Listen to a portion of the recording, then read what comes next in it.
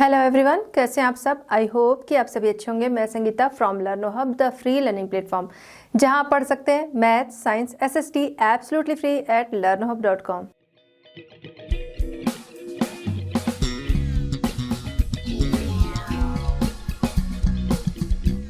बच्चों, आज हम डिस्कस करेंगे आईसीएसई क्लास 10। टॉपिक हमारा है the first war of independence.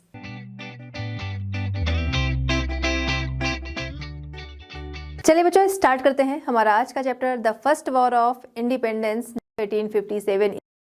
देखिए, ब्रिटिशर्स जो थे जब वो यहाँ पर आए हैं, फिर उसके बाद धीरे धीरे क्या करने लगे, वो कॉन्क्वेस्ट करने लगे। पहले एज अ ट्रेडिंग कंपनी के रूप में आए थे, फिर उसके बाद हमारी कंट्री पर वो कब्जा करने लगे।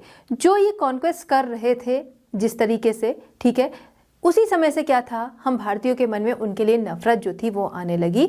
और वही हमको फिर सामने देखने को मिलती है 1857, जो कि पहला विद्रोह था, ठीक है, कंट्री लेवल पे पहला विद्रोह था 1857, जिसे कि हम कहते हैं फर्स्ट वॉर ऑफ इंडिपेंडेंस 1957। ये स्टार्ट हुआ था 10 मई 1857। कहाँ से? मेरठ से, जिसने एक बड़े विद्रोह का रूप ले लिया और इसमें सभी लोग शामिल हो गए। क्या इससे पहले कोई विद्रोह नहीं हुए थे? हुए थे, बिल्कुल हुए थे। समय समय पर जिस तरीके की इनकी पॉलिसीज थी, तो विद्रोह तो जरूर होने थे, लेकिन इसके पहले जो विद्रोह हो रहे थे वो रीजनल थे। रीजनल थे मतलब जगह जगह पर थे। जैसे कहीं पर जो फार्मर्स हैं उन्होंने विद्रोह किया, तो उस विद्रोह में सिर्फ फार्मर्स हैं, वो भी हर जगह के नहीं, एक रीजन के फार्मर्स हैं। कहीं पर ट्राइबल्स जो हैं उन्होंने विद्रोह कर दिया, तो एक रीजन के ट्राइबल्स जो थे उन्होंने विद्रोह कर दिया। सिख हैं, उन्होंने विद्रोह किया। तो इस तरीके से छोटे छोटे विद्रोह जो थे वो हो रहे थे। लेकिन ये जो 1857 का विद्रोह था, ये क्या था, इसमें पूरा देश जो था वो साथ में आ गया, जिसके लिए बहुत सारे कारण जो थे वो जिम्मेदार थे। ये जो विद्रोह हुआ ये एक दिन का कारण नहीं था, इसके पीछे बहुत टाइम से चीजें चली आ रही थी। जब से जो ब्रिटिशर्स हैं उन्होंने कब्जा करना शुरू किया, तब से ही कारण इसके चले आ रहे थे। ठीक है, आइए देखते हैं causes of the great uprising of 1857। ठीक है, ग्रेट अपराइजिंग ऑफ 1857, इसके कारण हम देखेंगे, बहुत सारे कारण थे। इनको वन बाय वन हम देखेंगे। सबसे पहले बात करेंगे हम यहाँ पर पॉलिटिकल कॉजेज की। पॉलिटिकल कॉजेज में भी हम देखेंगे बहुत सारी चीजें मिलेंगी। सबसे पहले हम बात करते हैं यहाँ पर discontent of the ruling section. Ruling section जो था उनके बीच में असंतोष किस लिए था वो हम यहाँ पर समझेंगे। देखिए, जो ब्रिटिशर्स थे, ठीक है, ईस्ट इंडिया कंपनी के रूप में ये आए हैं, जो कि एक ट्रेडिंग कंपनी के रूप में आए थे, ट्रेड करने के लिए आए थे। और उसके बाद ये क्या करने लगे, इनका एम जो था, भाई भारत जो था वो सोने की चिड़िया था, तो धीरे धीरे इनका जो एम था वो ये बन गया कि हमको यहाँ पर ट्रेड जो करना है वो तो अलग है, लेकिन हमको क्या करना है, इस पूरे देश को अपने कब्जे में लेना है। ठीक है, अब ये इनका एम हो गया, जिसके लिए समय समय पर तरह तरह की पॉलिसीज लाने लगे। पहले क्या करने लगे, कब्जा करने लगे।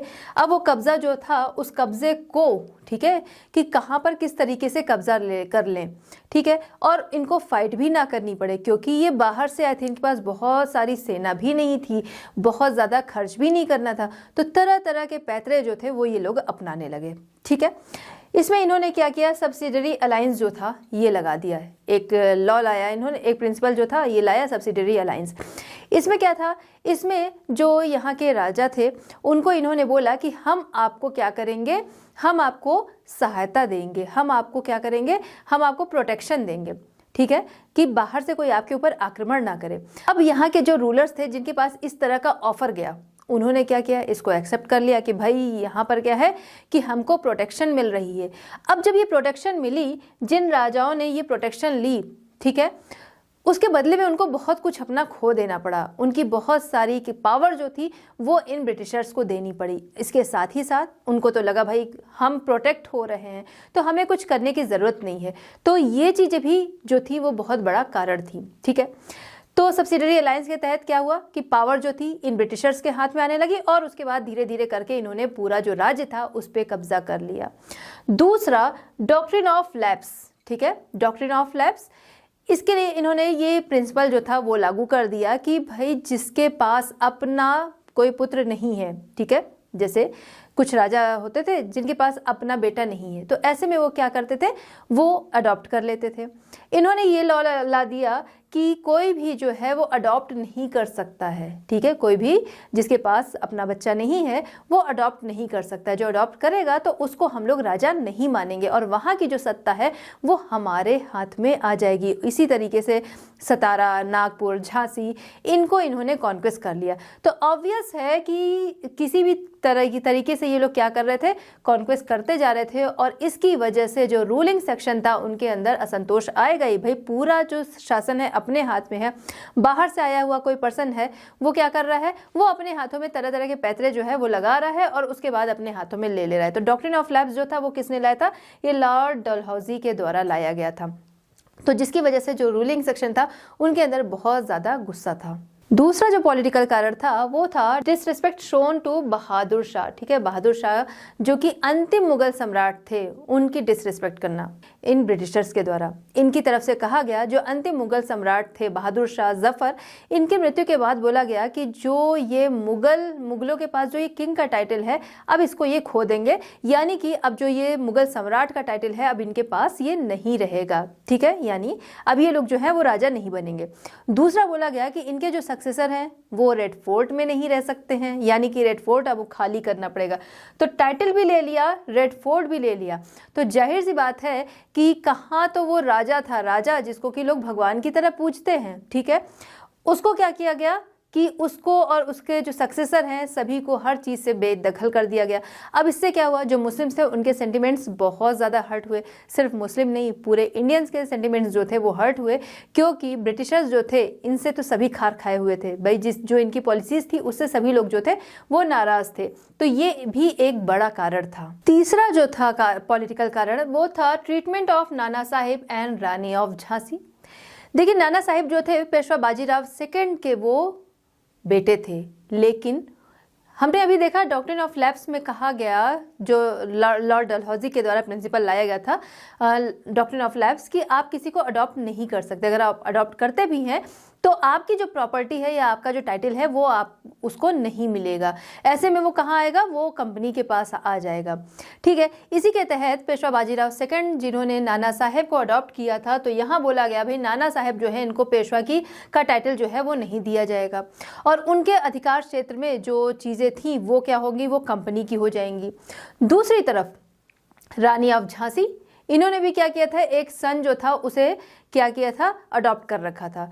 तो वही चीज़ यहाँ भी कही गई कि भाई अडॉप्शन जो है वो नहीं माना जाएगा, वो अलाउड नहीं है अडॉप्शन, ठीक है। ऐसे में झांसी जो है उसकी प्रॉपर्टी जो है वो कंपनी के पास आ जाएगी। तो ऑब्वियस है इसकी वजह से क्या होगा, इनके अंदर शत्रुता बढ़ेगी। तो ये भी एक बड़ा कारण था जिसकी वजह से जो ब्रिटिशर्स थे और रानी ऑफ झांसी, नाना साहेब, इनके सपोर्टर, इनके ये कट्टर शत्रु बन गए। चौथा पॉलिटिकल कारण था एनेक्सेशन ऑफ अवध। क्या हुआ था यहाँ पर, अवध के नवाब जो थे वाजिद अली शाह, इनके सामने जो ब्रिटिशर्स थे इन्होंने ऑफर रखा कि भाई हम आपको प्रोटेक्शन देंगे कि कोई और जो है वो आपके ऊपर आक्रमण नहीं करेगा। तो ऐसे में उनको ये ऑफर अच्छा लगा। यहाँ पर कई सारी ट्रीटीज़ जो थी वो आपस में की गई, कई सारे प्रॉमिसेस किए गए दोनों के बीच में। यहाँ पर हुआ क्या कि प्रोटेक्शन तो देने का एक बहाना था, मेन एम क्या था, मेन एम था कि अवध जो है उसको अपने कब्जे में करना था। इसलिए ये पॉलिसी जो थी वो उनके सामने लाई गई कि हम आपको प्रोटेक्शन देंगे। इसके बदले में उनकी पावर जो थी पूरी पूरी अपने हाथों में ले ली गई कि भाई आप किसके साथ ट्रेड करोगे, किसके साथ नहीं करोगे, किस चीज़ का ट्रेड करोगे, ये सारा हमारे हाथों में होगा। बाकी सारी मेन जो पावर थी वो सारी कंपनी ने अपने हाथों में ले ली।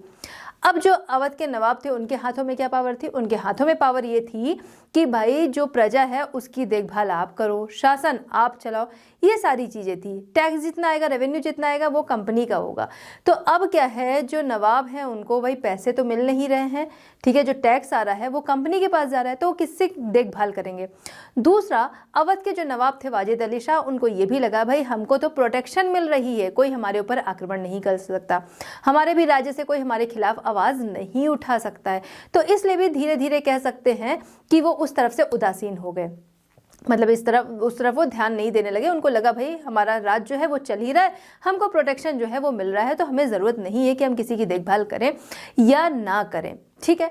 तो 1856 को लॉर्ड डलहौजी जो थे उन्होंने क्या किया, अवध को एनेक्स कर लिया, उस पर कब्जा कर लिया।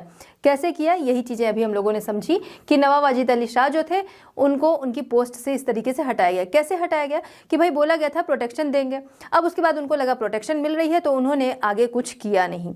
जब उन्होंने कुछ किया नहीं तो कंपनी ने ये दिखा दिया कि भाई आपके यहाँ शासन जो है वो सही तरीके से नहीं किया जा रहा है, ठीक है। तो इसके बाद माल एडमिनिस्ट्रेशन, ठीक है, यानी कि शासन जो है सही तरीके से नहीं किया जा रहा है, तो इसलिए अवध जो है वो अब हमारे कब्जे में आएगा, जिससे कि शासन जो है वो सही तरीके से हो सके। और इस तरीके से अवध को इन ब्रिटिशर्स ने अपने कब्जे में ले लिया। अब ऐसे में हुआ क्या, जो प्रॉमिसेस थे वो सारा इन ब्रिटिशर्स ने क्या किया, तोड़ दिया, ठीक है। जो लैंड रेवेन्यू, अब क्या हुआ, इस तरीके से इन्होंने बोला था 6 फेब को, उसके बाद 13 फेब को ही इन्होंने क्या किया, अवध को पूरी तरह से अपने कब्जे में ले लिया। जब अपने कब्जे में ले लिया, अब क्या करेंगे, अब अपने अकॉर्डिंग चीज़ें वो शासन जो था वो चलाने लगे कि अब जो टैक्स आ रहा था पहले, ठीक है, उनको प्रजा से कोई मतलब नहीं है, उनको अवध से कोई मतलब नहीं, उनको क्या था, उनको सिर्फ अपना प्रॉफिट देखना था। तो हायर लैंड रेवेन्यू टैक्स और अदर टैक्सेस जो थे वो सारा ट्रेड टैक्स और भी अदर जो टैक्सेस थे वो ये लोग बहुत ज़्यादा बढ़ाने लग गए। इससे क्या हुआ, लोगों की कंडीशन जो थी वो बहुत बुरी होने लगी, ठीक है। लोगों ने अपनी जॉब खो दी। भाई जब जो राजा था, ठीक है, नवाब वाजिद अली शाह जो थे, ठीक है, इनके शासन में था, इनके अंडर में जो लोग काम कर रहे थे, ठीक है। अब क्या हुआ, जब ब्रिटिशर्स के हाथ में सत्ता आ गई तो वो क्या करेंगे, अब अपने अकॉर्डिंग सारी चीज़ें मैनेज करेंगे, ठीक है।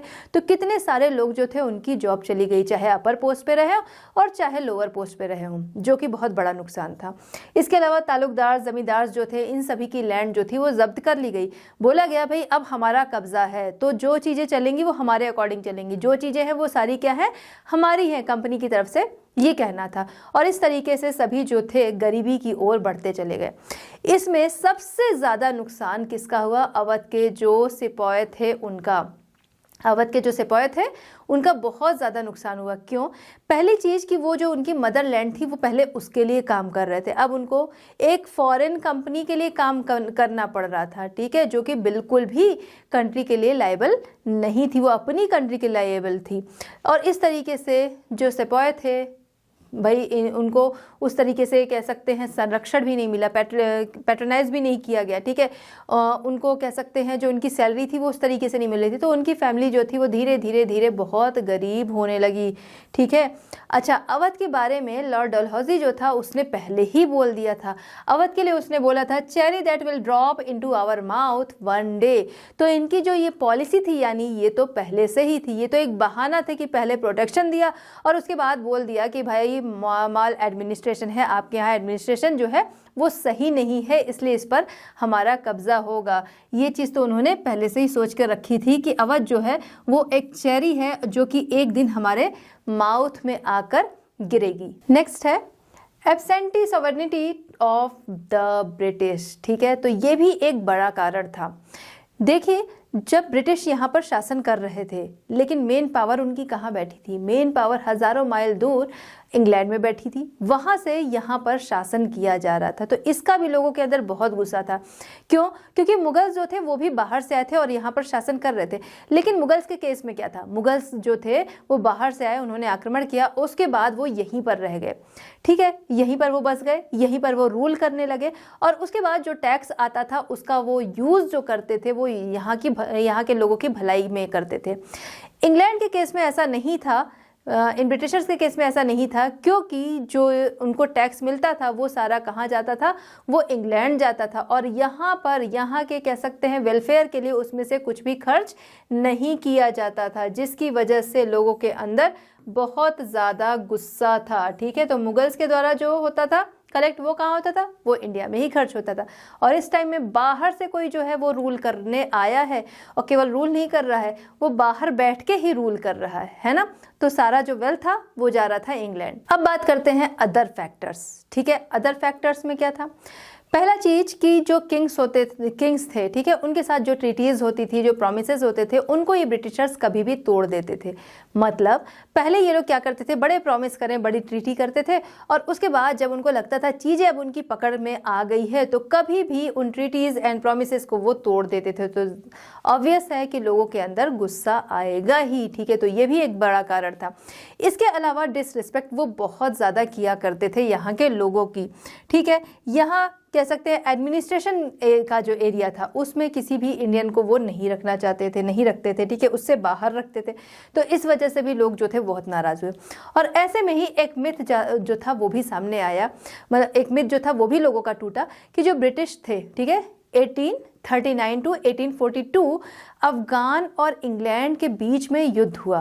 अब उस वॉर में क्या हुआ, इंग्लैंड जो था वो हार गया, जिसकी वजह से लोगों के अंदर ये मिथ जो था कि भाई जो ब्रिटिशर्स हैं ये क्या है, ये सिर्फ शासन करने के लिए बने हैं, ब्रिटिशर्स जो हैं ये अजय हैं, इनको कोई हरा नहीं सकता। तो ये मिथ जो था वो भी टूट गया, जिसने कि लोगों को कह सकते हैं एक मजबूती दी कि लोगों की सोच जो थी वो चेंज हुई कि ये इनको कोई हरा नहीं सकता है। लोगों की सोच क्या थी कि ये बहुत पावरफुल है ब्रिटिश और इनको कोई हरा नहीं सकता था। तो ये मिथ जो था वो लोगों का टूटा, और ऐसे में ही एक रूमर्स भी उसी समय में फैला कि 1857 जो है अब यहाँ से जो ब्रिटिशर्स हैं इनका अंत हो जाएगा। तो इसलिए भी लोगों को लगा कि भाई अब हम सभी जो हैं वो साथ में आ जाए। सभी एक तरह से सबके अंदर बहुत ज़्यादा गुस्सा भी भरा था, और ये सारी चीज़ों की वजह से लोगों को लगा कि अब ये कमज़ोर पड़ रहे हैं। चलिए देखते हैं second, social and religious causes, ठीक है। ब्रिटिश गवर्नमेंट जो थी उसने यहाँ के जो सोशल एंड रिलीजियस कस्टम्स थे उसमें भी इंटरफेयर करना शुरू किया, जिसकी वजह से लोगों के अंदर बहुत गुस्सा, डर, दोनों चीज़ें आई, ठीक है। इसमें फर्स्ट हम देखते हैं interference with social customs. Social customs जो थे, ठीक है, जो प्रथाएं हमारे यहाँ चली आ रही थी उसमें भी इनका इंटरफेरेंस हुआ, जिसमें कि लोगों के जो सेंटिमेंट्स थे, लोगों की जो फीलिंग थी, उन सभी को इग्नोर करते हुए उनको चेंज करने की कोशिश की गई, या कह सकते हैं उनको चेंज किया गया। हालांकि इसमें से कुछ चीज़ें ऐसी थी जो कि यहाँ की जो सोसाइटी थी उसकी भलाई के लिए ही थी, बट चूँकि वो लोगों के रिलीजन, सोशल कस्टम उनसे जुड़े हुए थे, इसकी वजह से लोगों के अंदर गुस्सा और डर आया। फर्स्ट क्या था, 1829 एक्ट अबॉलिशिंग सती, ठीक है। सती एक्ट जो था 1829 में लाया गया। इसके तहत सती प्रथा जो थी, ठीक है, उसको अबॉलिश किया गया। सती प्रथा क्या थी, जब कोई जो विडो थी, ठीक है, जब कोई विमेन जो थी वो विडो हो जाती थी, उसको अपने जो हस्बैंड होते थे उनकी चिता के साथ ही जल जाना होता था। तो इस समय में यहाँ के भी, ऐसा नहीं कि बस ब्रिटिशर्स जो थे उन्होंने ही इसमें काम किया, यहाँ के जो रिलीजियस रिफॉर्मर वगैरह थे, ठीक है, सोशल रिफॉर्मर थे, उन्होंने इसमें बहुत ज़्यादा इंपॉर्टेंट रोल जो था वो प्ले किया, ठीक है। तो यहाँ पर क्या किया, इन ब्रिटिशर्स के द्वारा, ब्रिटिश गवर्नमेंट के द्वारा जो सती एक्ट लाया गया कि भाई ये जो सती प्रथा यहाँ पर है, ठीक है, सती प्रैक्टिसेस है, इनको हटाया जाए। ये सोसाइटी के लिए अच्छी नहीं है कि भाई कोई लेडी जो है उसको जाके साथ में जलना पड़ता है अपने हस्बैंड की साथ, ठीक है, जब उसकी डेथ हो जाती है।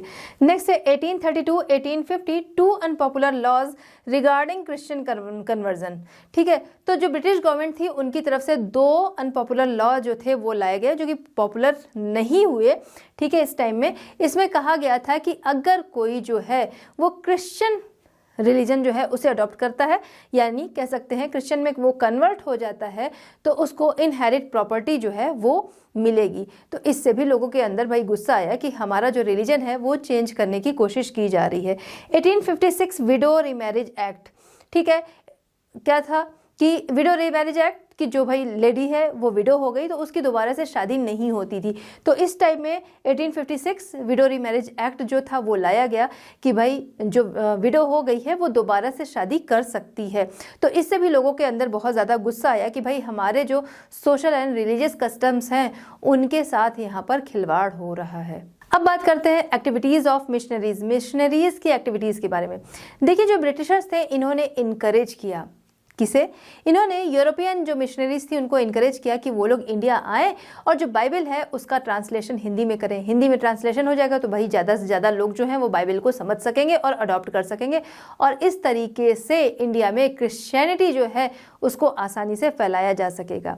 दूसरा, जब ये मिशनरीज जो थी इन्होंने क्या किया, इन्होंने हिंदू एंड मुस्लिम जो थे उनके सेंटिमेंट्स जो थे उनको हर्ट किया। उन्होंने बोला कि भाई आपका जो कस्टम है, आपके जो रिलीजन है ये आउटडेटेड है, ये दुखदाई है, पेनफुल है, हर्टिंग है, लोगों को नुकसान पहुंचाते हैं। ठीक है, इसके अलावा ये मिशनरीज जो थे इन्होंने बहुत सारे स्कूल्स भी खोले जहां पर इंग्लिश एजुकेशन दी जाती थी, साथ ही साथ क्रिश्चियनिटी के बारे में भी पढ़ाया जाता था। ठीक है, रिलीजियस सेंटिमेंट्स जो थे वो भी हर्ट हुए लोगों के, क्योंकि जो टेम्पल्स थे, मॉस्क थे, इन पर क्या किया गया, इन पर टैक्स लगा दिया गया और इस तरीके से लोगों के सेंटिमेंट्स जो थे वो हर्ट हुए और लोगों के अंदर यही सारी चीज़ें थी कि थोड़ा थोड़ा करके गुस्सा जो था अलग अलग चीज़ों को लेके इतना बढ़ गया कि हमको फिर उसके बाद देखने को मिलता है the first war of independence 1857। अब हम लोग बात करते हैं अदर फैक्टर्स। देखिए, जो ब्रिटिशर्स थे उन्होंने कई सारी चीज़ों से, कई टेक्नोलॉजीज़ जो थी उनसे इंट्रोड्यूस कराया था इंडियंस को। उसमें आता है टेलीग्राफ। जो ब्रिटिशर्स थे उनका बर्ताव यहाँ के लोगों के साथ बहुत बुरा था, तो जब टेलीग्राफ पोल्स जो थे वो जगह जगह गाड़े जाने लगे तो लोगों का मानना था कि ये जो पोल्स लगाए जा रहे हैं वो लोगों को फांसी देने के लिए लगाए जा रहे हैं, इसलिए इनकी इस चीज़ों से वो सस्पिशियस। दूसरी तरफ हम बात करें रेलवे, यहाँ पर क्या था, यहाँ पर कास्ट सिस्टम बहुत ज़्यादा था। लोग जो थे ब्राह्मण, क्षत्रिय, वैश्य, शूद्र में बटे हुए थे और उसी तरीके से लोगों को ट्रीट किया करते थे। अब क्या था कि जो ये रेलवे था, ठीक है, रेलवे से इंट्रोडक्शन हुआ तो लोगों को ये समझ में आया कि भाई ये रेलवे जो है, ट्रेन जो है, इसमें लोग जो बैठते हैं सभी लोग जो हैं वो एक साथ ही यहाँ पर बैठते हैं। ठीक है, तो इसकी वजह से भी लोग जो थे इसको लेकर सस्पिशियस। अब हम बात करते हैं एजुकेशन की। एजुकेशन, वेस्टर्न एजुकेशन, ठीक है, जो ब्रिटिशर्स थे वो यहाँ बढ़ावा दे रहे थे वेस्टर्न एजुकेशन को। यहाँ पर क्या थी, ओरिएंटल एजुकेशन, जहाँ पर क्या था, गुरु शिष्य परंपरा। आपने देखा होगा ना टीवी में कि गुरु शिष्य परंपरा चलती थी, जो स्टूडेंट होते थे वो कुछ टाइम के लिए गुरु के पास रहा करते थे, वहीं एजुकेशन अपनी लिया करते थे। ठीक है, तो इस तरीके से लोगों को एजुकेशन मिलती थी। अब क्या था, वेस्टर्न एजुकेशन में कहा गया कि हम लोगों को क्या करेंगे, हम लोगों को एजुकेटेड करेंगे, हम लोगों को साइंस की, लिटरेचर की, इसकी एजुकेशन देंगे। तो इससे बहुत सारे इंडियंस जो थे उनके अंदर नाराज़गी थी, खासतौर से जो पंडित थे, मौलवीज थे, क्योंकि ये लोगों को पढ़ाया करते थे, तो इनके अंदर नाराज़गी थी कि भाई यहाँ पर क्या है, लिटरेचर और साइंस की एजुकेशन नहीं बल्कि यहाँ पर क्रिश्चियनिटी जो है इसकी एजुकेशन दी जा रही है। थर्ड जो था ये बहुत बुरा था, रेशियल डिस्क्रिमिनेशन। जो ब्रिटिशर्स थे ये अपनी रेस को, अपनी नस्ल जो थी उसको बहुत श्रेष्ठ मानते थे। वो मानते थे कि भाई हम जो हैं वो दूसरों पर शासन करने के लिए बने हैं, और जो इंडियंस थे इनको वो बहुत बुरी नज़र से देखते थे, उनसे बहुत हेट करते थे, उनको बहुत नीचा समझते थे, बहुत बुरा बर्ताव करते थे। तो ऐसे में क्या होगा, ऐसे में क्या ये इंडियंस जो हैं और जो ब्रिटिशर्स हैं इनके जो संबंध हैं, रिलेशन जो हैं वो अच्छे होंगे? नहीं, वो बिगड़ते जाएंगे। और इस तरीके से ये जो ब्रिटिशर्स थे और इंडियंस थे एक दूसरे से दूर होने लगे। अब हम बात करते हैं इकोनॉमिक कॉजेज़।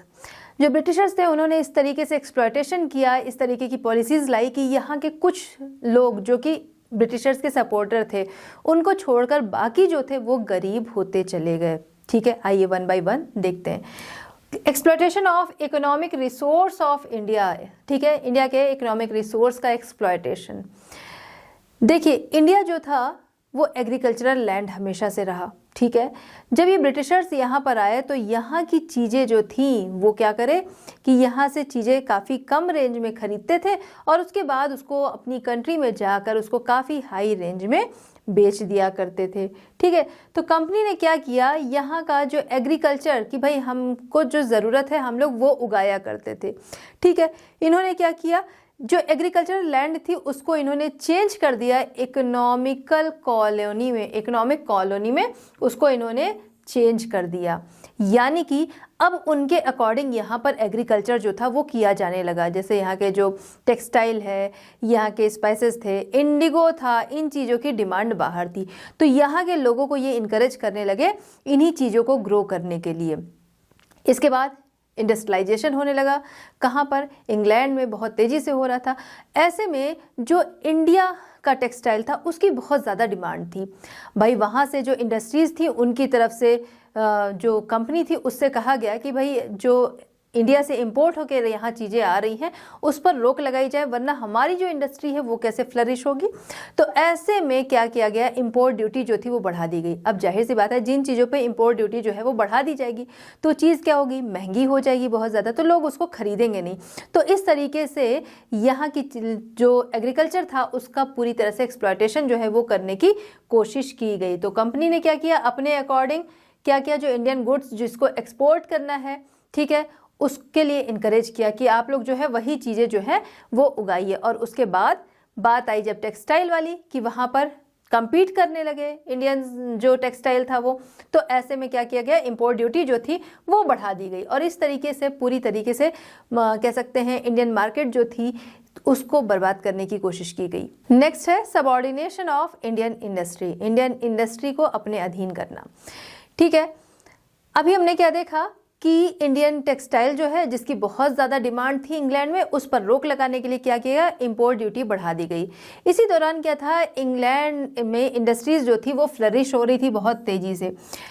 इसके लिए बोला गया उसको और ज़्यादा प्रॉफिट हो, इसके लिए ये भी बोला गया कि भाई जो यहाँ पर मटेरियल रेडी हो रहा है उसको इंडियन मार्केट में बेचा जाए। अब देखिए कोई रॉ मटेरियल होता है, ठीक है, जैसे हम बात करें, हम लोग मार्केट गए, एक फैब्रिक जो है वो हम लोग खरीद कर ले आए, जो फैब्रिक हम लाएंगे वो हमको थोड़ा सस्ता पड़ेगा, उससे बनी हुई जो ड्रेस होगी वो बहुत महंगी होगी। तो यही चीज़ यहाँ पर किया गया कि रोक लगा दी गई कि भाई हमारे यहाँ इंपोर्ट होके इंडियन टेक्सटाइल जो है वो ना आए। दूसरा, हमारे मार्केट में जो चीज़ें रेडी हो रही है हमारी इंडस्ट्री में, उसको क्या किया है, इंडियन मार्केट में भेजा जाए। अब क्या हुआ, जब वहाँ से जो रेडी होके कपड़े आ रहे थे उसकी डिमांड यहाँ पर बहुत ज़्यादा होने लगी, क्योंकि वो मशीन में बने हुए थे, मशीन में बनने की वजह से वो सस्ते थे। ठीक है, और यहाँ पे के लोग जो है वो यहाँ की चीज़ें नहीं खरीद रहे हैं, क्योंकि वो यहाँ जो इंग्लैंड से चीज़ें आ रही हैं वो सस्ती हैं, उसको वो लोग ले रहे हैं। यहाँ से भी बाहर चीज़ें नहीं जा रही हैं क्योंकि इंपोर्ट ड्यूटी जो थी वो बढ़ा दी गई। ऐसे में इंडियन इंडस्ट्री जो थी वो बैडली अफेक्ट हुई इससे। ठीक है, इंडियन टेक्सटाइल इंडस्ट्री जो थी वो बहुत ज़्यादा अफेक्ट हुई, क्योंकि यहाँ पर रेडी जो कपड़े थे उनकी डिमांड नहीं रह गई थी। और अच्छा, इंग्लैंड का जो था, इंग्लैंड में बहुत सारे कपड़े जो थे वो रेडी हो रहे थे उनके अपने लिए, फिर वो सप्लाई करने के लिए भी, तो इस वजह से रॉ मटेरियल की बहुत ज़्यादा डिमांड थी। अब वो डिमांड जो थी वो कहाँ से पूरी की जा रही थी, वो इंडिया से पूरी की जा रही थी। तो यहाँ से काफ़ी कम रेट में जो रॉ मटेरियल था वो इंग्लैंड जाने लगा। जल्द ही जो इंडियन टेक्सटाइल था जिसकी सब जगह पर बहुत ज़्यादा धूम थी, बहुत ज़्यादा डिमांड थी, वो जल्द ही क्या हो गया, इंडिया जो था वो रॉ मटेरियल सप्लाई करने वाली कंट्री हो गया। यानी बहुत ही बुरी तरह से यहाँ पर अफेक्ट पड़ा। अभी हमने समझा रॉ मटेरियल सस्ता होता है, रेडी जो है वो महंगा मिलेगा। ठीक है, तो वही चीज़ यहाँ पर हुआ, तो यहाँ की इकॉनमी जो थी उस पर भी बहुत ज़्यादा इफेक्ट इसका पड़ा। India became economic colony of industrial England. ठीक है, और इस तरीके से इंडिया जो था वो इंडस्ट्रियल इंग्लैंड की इकोनॉमिक कॉलोनी जो था वो बन गया कि अपने अकॉर्डिंग इसको ये हैंडल करेंगे। दूसरा क्या किया गया कि यहाँ से रॉ मटेरियल तो खरीदते थे ये लोग काफ़ी कम रेट में और वहाँ पर भेजते थे, यानी इंग्लैंड में भेजते थे।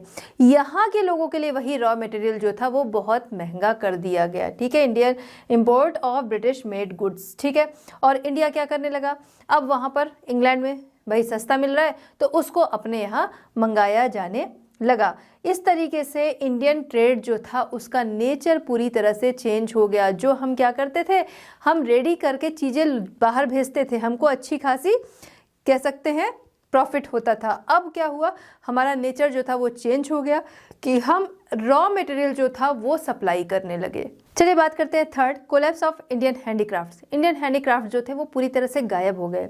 क्यों? ब्रिटिश पॉलिसीज़ ऐसी थी जिसकी वजह से बहुत ज़्यादा नुकसान हुआ यहाँ की जो कॉटेज इंडस्ट्रीज़ थी, यहाँ का जो हैंडीक्राफ्ट था उसका, क्योंकि उसकी डिमांड जो थी बिल्कुल ही बंद हो गई। जब डिमांड बंद हो जाएगी तो जो लोग बना रहे हैं फिर वो बनाएंगे क्यों, जब उनको उसमें प्रॉफिट ही नहीं मिलेगा, उनका खर्चा नहीं निकलेगा तो नहीं बनाएंगे। ठीक है, तो जो ब्रिटिश पॉलिसी थी उसने क्या किया, इंडियन हैंडीक्राफ्ट और कॉटेज इंडस्ट्रीज़ जो थी उनका पूरी तरह से अंत कर दिया। ठीक है, हम इंग्लैंड में देखें, इंग्लैंड में यहाँ से बनी हुई चीज़ें, जैसे देखिए हाथ से बनी हुई चीज़ें होती हैं उसमें बहुत सारी वैरायटी जो है वो देखने को मिल जाएगी। मशीन जो है वो एक जैसी ही सारी चीज़ें बनाएगी, ठीक है। जैसे हम बात कर सकते हैं ये पेन की, ये पेन जो है अगर इसको कोई मशीन जो है वो बनाएगी, ठीक है, तो मशीन में क्या है एक जैसी सारी पेन बनेगी। अगर इसी को कोई आर्टिसन जो है वो बना रहा है तो उसने क्या किया, यहाँ पर मान लीजिए कोई डिज़ाइन जो है बना दिया, कोई नक्काशी बना दिया, अलग अलग तरीके से बनाया, ठीक है। तो इसलिए हाथ की बनी हुई चीज़ों की डिमांड बहुत ज़्यादा थी। लेकिन इंग्लैंड में क्या किया गया, इम्पोर्ट ड्यूटी जो थी वो बहुत ज़्यादा लगा दी गई, जिसकी वजह से वो डिमांड वहाँ से क्या हुई, कम हो गई। इंडिया में हम बात करें, यहाँ पर इंग्लैंड इंडस्ट्री जो थी, ठीक है, वहाँ से तैयार चीज़ें आने लगी, वो सस्ती मिल रही थी, तो ये हाथ से बनी हुई चीज़ें जो थी इनको लोग जो थे वो खरीदना बंद कर दिए। तो इस तरीके से ब्रिटिश पॉलिसीज़ जो थी उनकी वजह से इंडियन हैंडीक्राफ्ट और कॉटेज इंडस्ट्री जो थी वो बंद हो गई। ढाका की बात करें, सूरत की बात करें, इन जगहों पर ये हाथ से बनी हुई हाथ से बहुत सारे डिज़ाइन के कपड़े जो थे वो तैयार किए जाते थे, वो सारे जो थे वो बंद हो गए, ठीक है। हैवी ड्यूटीज जो थी उन्होंने क्या किया, इंडियन इंडस्ट्री जो थी उसको पूरी तरह से ध्वस्त कर दिया। अच्छा, जो यहाँ के आर्टिसन थे उनको संरक्षण देने के लिए, ठीक है, उनको पैट्रोनाइज करने के लिए, भाई यहाँ के जो प्रिंस होते थे, यहाँ के किंग होते थे, ज़मींदार वगैरह थे, जो यहाँ के कह सकते हैं रिच लोग थे, वो इनको भाई आम पब्लिक जो थी वो उतना नहीं खरीदती थी, उनसे इतना प्रॉफिट नहीं होता था जितना कि जो ये अपर क्लास के लोग थे इनसे प्रॉफिट होता था। लेकिन अब क्या हुआ, वो अपर क्लास के लोग जो थे वो भी गायब हो गए। भाई जो ज़मींदार थे उनसे उनकी ज़मींदारी छिन गई, जो राजा थे उनसे उनको उनकी जगह से हटा दिया गया, है ना। तो इस तरीके से जो आर्टिसंस थे उनका बहुत ज़्यादा नुकसान हुआ। बात करते हैं drain of wealth. Drain of wealth क्या है, ठीक है। तो इंडिया से किसी न किसी रूप में वेल्थ जो थी वो इंग्लैंड भेजी जा रही थी, बहुत सारा भेजा जा रहा था। उसके बदले में इंडिया को क्या मिल रहा था, कुछ भी नहीं मिल रहा था। इसको कहते हैं ड्रेन ऑफ वेल्थ। वेल्थ जो थी पूरी तरह से क्या हो रही थी, ड्रेन हो रही थी, ठीक है। कंपनी जब यहाँ आई थी या जो ट्रेडर्स आते थे अपने साथ बहुत सारा इंग्लैंड से यहाँ पर गोल्ड भेजा जाता था।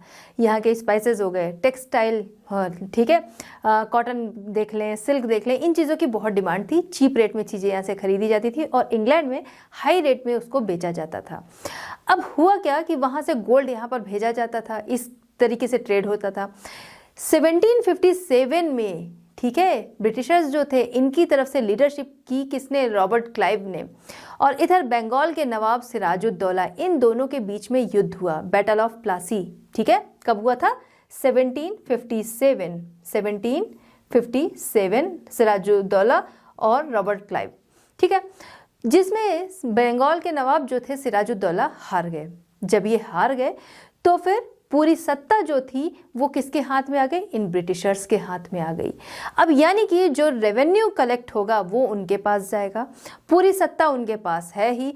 इनलैंड ट्रेड जो हो रहा था उस पर जो टैक्स लगता था उसमें छूट दे देगी। तो हर तरीके से क्या था, इन ब्रिटिशर्स को प्रॉफिट हो रहा था, ठीक है, हर तरीके से इनको क्या हो रहा था, प्रॉफिट हो रहा था। अब क्या कहा गया इंग्लैंड की तरफ से, इंग्लैंड की तरफ से कहा गया हम जो ये गोल्ड भेजते हैं अब उसको भेजने की ज़रूरत नहीं है, क्योंकि आपको वहाँ पर प्रॉफिट हो रहा है, इनलैंड ट्रेड हो रहा है, आप टैक्स नहीं दे रहे हो, ठीक है। इसके अलावा आपको बंगाल जो है वो आपके हाथ में आ गया, वहाँ का सारा रेवेन्यू आपके हाथ में आ रहा है, ठीक है। तो अब क्या किया जाने लगा कि यहाँ से वेल्थ वहाँ पर भेजी जा रही थी, ठीक है। उनकी जो आर्मी थी उसका पूरा खर्चा इसी से किया जा रहा था। आर्मी का जो रख रखाव है, आर्मी के जो इक्विपमेंट्स हैं, ये सारी चीज़ें जो हैं वो यही बंगाल से ही पूरी की जाने लगी। यहाँ के लोगों पे टैक्स जो था वो खूब बढ़ा दिया गया, ठीक है, यहाँ के लोगों पे टैक्स खूब बढ़ा दिया गया और वहाँ पर क्या था, प्रॉफिट पे प्रॉफिट जो था वो दिया जा रहा था। अब वहाँ से गोल्ड नहीं भेजा जा रहा था, अब जो भी ट्रेड हो रहा था वो यहीं की जो वेल्थ थी उसी का यूज़ करते हुए, बंगाल की जो वेल्थ थी उसी का यूज़ करते हुए वो ट्रेड जो था वो किया जा रहा था, ठीक है। और इस तरीके से उन्होंने खूब सारा कह सकते हैं प्रॉफिट जो था वो कमाया, खूब लूटा, ठीक है। सैलरीज जो थी आर्मी की कहा गया वो भी इसी से दी जाएगी, जो इक्विपमेंट्स हैं वो भी इसी से दिए जाएंगे, आपके अदर जो शौक हैं, अदर जो खर्चे हैं वो भी इसी से पूरे किए जाएंगे, ठीक है। ये सारी चीज़ें कहा गया, परचेज ऑफ मिलिट्री इक्विपमेंट्स, ये सारी चीज़ें इसी से पूरी होंगी, ठीक है, कि बंगाल जो है वो आपके हाथ में आ गया, टैक्स आपको मिल रहा है, प्रॉफिट आपको सारा हो रहा है, तो सारे खर्चे जो हैं वो इसी से किए जाएंगे और इस तरीके से ड्रेन ऑफ वेल्थ जो था वो हो रहा था। नेक्स्ट है अनएम्प्लॉयमेंट अमंग द पीपल, लोगों के बीच में अनएम्प्लॉयमेंट, जिसने क्या किया, लोगों की जो दशा थी उसको बहुत ही बुरी कर दिया, बहुत ही दयनीय दशा कर दी। ठीक है, हमने देखा था एनेक्सेशन ऑफ अवध, है ना, जहां पर लॉर्ड डलहौजी की पॉलिसी के चलते अवध जो था उस पर कब्जा कर लिया गया था, जिसकी वजह से वहां की जो आर्मी थी उसकी दशा जो थी, उसकी कंडीशन जो थी वो बहुत ही बुरी हो गई। ठीक है, आर्मी भाई उनको क्या किया गया, उनको हटा दिया गया, जो वो काम कर रहे थे। कितने सारे लोग जो थे वो एक साथ यहाँ पर बेरोजगार हो गए। अवध जब ब्रिटिशर्स के कब्जे में आया तो ब्रिटिशर्स जो हैं जिस तरीके से चीज़ें चल रही थी उस तरह से चलाएंगे नहीं, वो तो अपनी जगह पर अपने जो पर्सन है उनको रखेंगे, जिसकी वजह से बहुत सारे लोग जो थे वो बेरोजगार हो गए। इसमें जो सोल्जर्स थे इनके, ठीक है, जो आर्मी थी अवध की, ठीक है, उन्होंने अपनी आजीविका जो थी, लाइवलीहुड जो था वो खो दिया। भाई जब कंपनी के हाथों में सत्ता आ गई, कंपनी ने क्या किया, जो आर्मी थी तुरंत ही उसको भंग कर दिया, उसको डिस्बैंड कर दिया, अपने अकॉर्डिंग क्या करेंगे, अब वो आर्मी को रखेंगे, जिसकी वजह से जो आर्मी के लोग थे उनकी फैमिली की कंडीशन बहुत बुरी हो गई और उनके अंदर बहुत गुस्सा आ गया। कितने सारे एजुकेटेड लोग जो थे उनकी नौकरियां जो थी, ठीक है, उनकी जॉब जो थी वो चली गई और इस तरीके से एजुकेटेड इंडियन जो थे उनकी कंडीशन भी बहुत दयनीय हो गई। Poverty and famine, British policy ऐसी थी कि जिसकी वजह से गरीबी जो थी वो बहुत ज़्यादा यहाँ पर फैलने लगी। कितने सारे लोग जो थे उनकी जॉब चली गई, लोगों की जो लैंड थी वो जब्त कर ली गई। ठीक है, इसके अलावा लोगों पे तरह तरह के टैक्स लगा दिए गए, जो टैक्स थे वो और ज़्यादा बढ़ा दिए गए, जिसकी वजह से गरीबी जो थी वो हर तरफ बहुत तेज़ी से फैल रही थी। ऐसे में क्या हुआ, फेमाइन आया, जिसने कि लोगों की कंडीशन पूरी तरह से खराब कर दी, यानी इंडियन इकॉनमी जो थी वो पूरी तरह से अस्त व्यस्त हो गई। अब लोगों का ये मानना था कि हमारी जो ये कंडीशन है इन ब्रिटिश की वजह से, इसलिए इन ब्रिटिश जो है का जाना जो है वो बहुत ज़रूरी है। लोगों का ये मानना था कि अब जब ये लोग जाएंगे तभी हमारी कंडीशन जो है वो इम्प्रूव हो पाएगी और इसी वजह से यही सारी चीज़ें जो थी जिसने कि जन्म दिया 1857 इंडिपेंडेंस वॉर को। नेक्स्ट है इकोनॉमिक डिक्लाइन ऑफ पीजेंट्री। ठीक है, जो पीजेंट्री यानी किसान वर्ग जो था उनका इकोनॉमिक पतन, ठीक है, उनका इकोनॉमिक डिक्लाइन, उनका आर्थिक पतन, इस पे हम लोग बात करेंगे। देखिए जो पीजेंट्री ग्रुप था, ठीक है, लैंड रेवेन्यू पॉलिसी तरह तरह की लाई गई और जिससे क्या था, टैक्स उनके ऊपर बहुत ज़्यादा लगा दिए गए। अब ये जो टैक्स उनके ऊपर लगाया गया, जो बर्डन उनके ऊपर पड़ा, जिसकी वजह से ये जो पीजेंट्री था, ये जो ग्रुप था, इनकी कंडीशन बहुत बुरी हो गई। ये गरीब होते चले गए, कर्ज में डूबते चले गए। ठीक है, जो पीजेंट्री थे इन्होंने ही, देखा जाए तो जो कंपनी का, ब्रिटिश जो थे, इनका जो एक्सपेंशन हो रहा था, इनके जो खर्चे थे, ये कौन उठा रहा था, पीजेंट्री ही तो उठा रहे थे, यही ग्रुप तो उठा रहा था, क्योंकि इनके ऊपर टैक्स का बर्डन जो था वो बहुत ज़्यादा दिया गया। वो टैक्स का बर्डन, जो लैंड रेवेन्यू था, वो बर्डन इतना ज़्यादा था कि जब मुगल्स के टाइम में देखा जाए उसके डबल से भी ज़्यादा था और वो इनको पे करना पड़ता था। फसल हो रही नहीं हो रही है, इनको पे करना पड़ता था। अच्छा, ये जो रेवेन्यू कलेक्ट होता है, टैक्स जो है कलेक्ट होता है, इसका यूज़ किस लिए होता है? इसका यूज़ होता है कि भाई जो पब्लिक है उसके वेलफेयर के लिए। बट यहाँ पर इतना ज़्यादा टैक्स लेने के बाद वो किसके वेलफेयर के लिए? इंग्लैंड के वेलफेयर के लिए खर्च हो रहा था। ये जो फार्मर्स थे इनके वेलफेयर के लिए इसमें से कुछ भी खर्च नहीं हो रहा था, जिससे इनकी कंडीशन बुरी होती चली गई। दूसरी तरफ जो यहाँ के ट्रेडिशनल जमींदार थे या लैंडलॉर्ड्स थे, उनकी कंडीशन भी बुरी होने लगी, उनसे चीज़ें जो थी वो छीन ली गई। अब उनकी जगह किसने ले ली? उनकी जगह ये जो नए मर्चेंट्स थे, जो ये व्यापारी थे, ठीक है, नए जो मर्चेंट्स थे, इन लोगों ने ले ली। इनका बर्ताव जो था बहुत बुरा था। अब जैसे फार्मर्स थे वो इनसे, जो ट्रेडिशनल लैंडलॉर्ड थे, इनसे वो डेप्ट लेते थे और उसके बाद उसको धीरे धीरे क्या करते थे, चुकाया करते थे।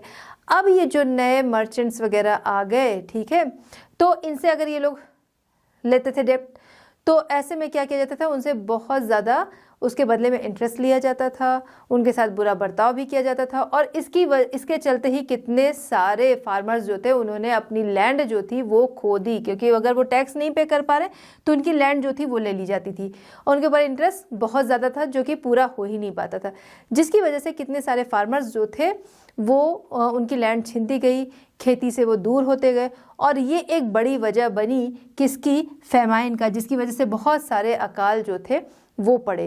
नेक्स्ट है military causes. The first war of independence 1857 के लिए बहुत ही इम्पॉर्टेंट रोल इसने प्ले किया, ठीक है। उसके जो कारक रहे उसमें ये बहुत इम्पॉर्टेंट रहा। हम बात करें कि जो इंडियन सिपाही थे उनको किस तरीके से ट्रीट किया जाता था, ठीक है। सबसे पहला कारण यहाँ पर मिलिट्री कॉजेज में ट्रीटमेंट ऑफ इंडियन सिपाही। इंडियन सिपाही जो थे इनको बहुत बुरी तरह से ट्रीट किया जाता था। देखा जाए तो जो ब्रिटिशर्स थे उन्होंने यहाँ पर अपना जो साम्राज्य था उसको इस्टेब्लिश किया, उसको बढ़ाया, उसको इस्टेब्लिश किया।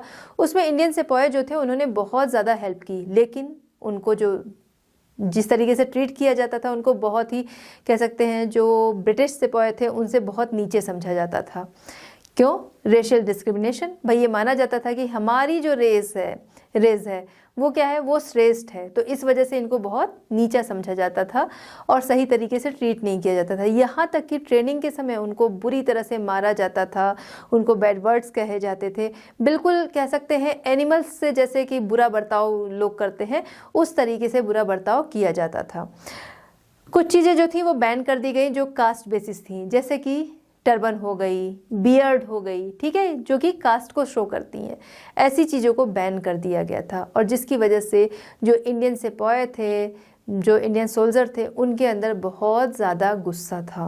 सेकंड है inferior status and low salaries. जो इंडियन सोल्जर्स थे या जो इंडियंस थे, ठीक है, उनको बहुत कम सैलरी दी जाती थी। अगर इंडियन सोल्जर्स की हम लोग बात करें, सेम काम के लिए जो ब्रिटिश सोल्जर थे उनको इंडियन सोल्जर से 8 टाइम ज़्यादा सैलरी दी जाती थी। आप समझ सकते हैं कि काम का नेचर जो है वो सेम होता था, बट सैलरी जो थी वो क्या थी, 8 टाइम ज़्यादा होती थी। तो जाहिर सी बात है कि उनकी लाइफ स्टाइल जो थी उसमें बहुत फ़र्क होता था। अच्छा, इसके अलावा इंडियन सोल्जर जो थे इतनी कम सैलरी थी जो कि वो अपनी फैमिली को सपोर्ट नहीं कर पाते थे। प्रमोशन की बात की जाए, जो इंडियंस थे उनके लिए कोई प्रमोशन नहीं था, जो भी प्रमोशन था ब्रिटिश के लिए था। अपर पोस्ट की बात करें तो अपर पोस्ट भी सूबेदार से ऊपर की कोई भी पोस्ट जो थी वो इंडियंस के लिए नहीं थी, वो ब्रिटिश के लिए ही थी। तो अपर पोस्ट ब्रिटिश के लिए थी, इंडियंस के लिए नहीं। और इस तरीके से देखा जाए तो जो इंडियन सिपाही थे या इंडियन सोल्जर्स जो थे उनसे काम बहुत लिया जाता था और वेजेस उनके बहुत कम होते थे, फैसिलिटीज़ बहुत कम होती थी, प्रमोशन नहीं होता था, अपर पोस्ट नहीं होती थी।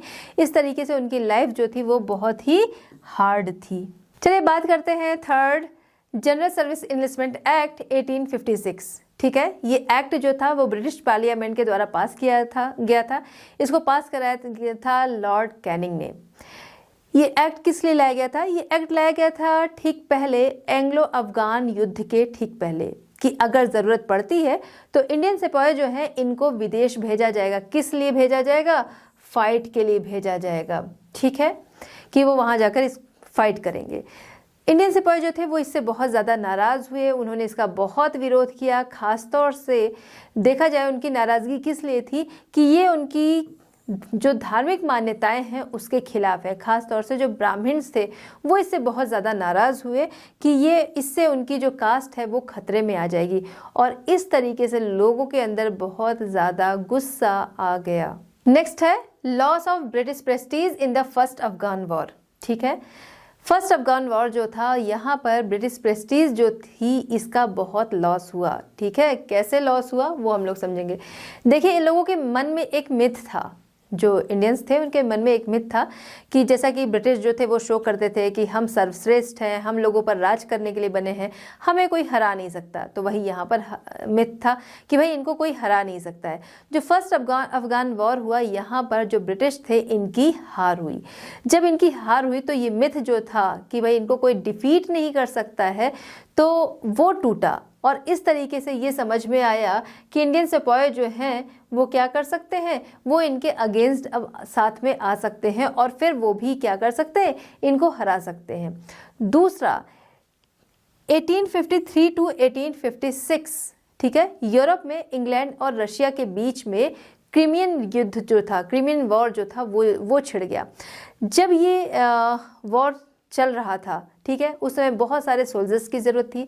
ऐसे में इंडिया में जो यूरोपियन सोल्जर थे उनको बुला लिया गया इस युद्ध के लिए, ठीक है, इस वॉर के लिए बुला लिया गया। तो यहाँ पर इंडिया में जो कह सकते हैं यूरोपियन सोल्जर थे, उनके नंबर्स जो थे, बहुत ज़्यादा संख्या में जो थे, वो बहुत ही कम हो गए, जिसकी वजह से इसका फ़ायदा उठाना चाहा इंडियन सिपाही ने कि अब क्या है, अब हम नंबर में ज़्यादा हैं तो हम क्या कर सकते हैं, इसका फ़ायदा उठा सकते हैं और रेबल कर सकते हैं। नेक्स्ट है effect of annexation of Aundh, Aundh या कह सकते हैं अवध, ठीक है।